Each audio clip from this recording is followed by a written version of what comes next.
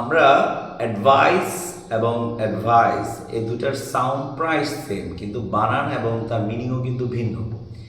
A D V I C E, যেটা C E সেটা হচ্ছে নাউন অর্থে ব্যবহৃত হয়, আর যেটা A D V I S E সেটা ভার্ব অর্থে ব্যবহৃত হয়। তাহলে আই হ্যাভ